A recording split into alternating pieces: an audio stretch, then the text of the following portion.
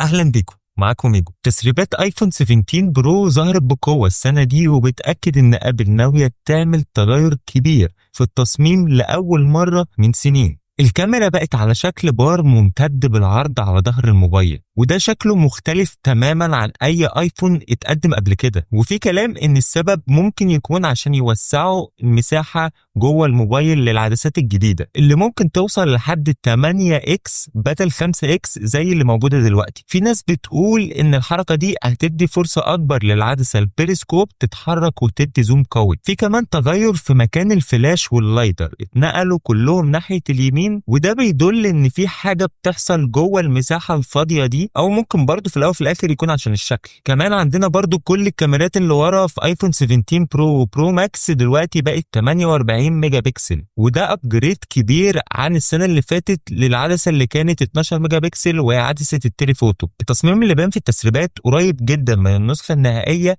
اللي المفروض يبدأ انتاجها قريب استعدادا للاطلاق في سبتمبر.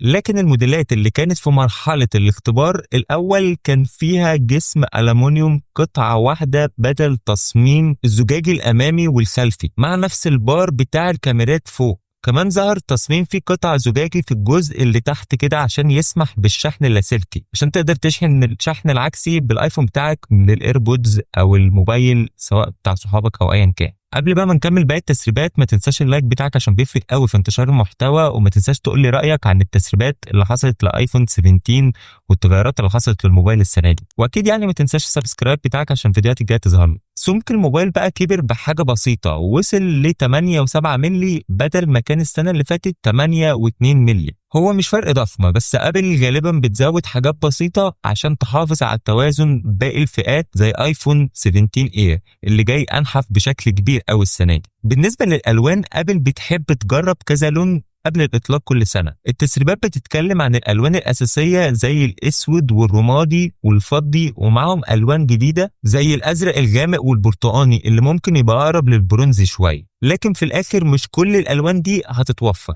ابل عاده بتختار لون واحد مميز لكل سنه. في كمان تسريب جديد عن نسخه خاصه بلون اسمه الزجاج السائل او الليكويد جلاس. اللون ده هيبقى شكله ابيض في بعض الزوايا، لكن مع الحركة هيتغير ويعكس ألوان مختلفة حسب الإضاءة. يعني في كلام بيقول إن هو هيكون حاجة سبيشال كده زي اللي قبل عملته ساعة ايفون 7، وممكن يبقى اللون ده مرتبط بالتحديث بتاع iOS 26 اللي هيكون على ايفون 17 أول ما ينزل. ومن الحاجات اللي فاجأت الناس كلها إن ابل هترجع للألمونيوم بدل التيتانيوم في تصميم فئة البرو. في صور مسربة بتوضح هيكل الألمونيوم اليوني بادي ألمونيوم أو القطعة الواحدة مع مساحة زجاج كده للماك سيف تحت.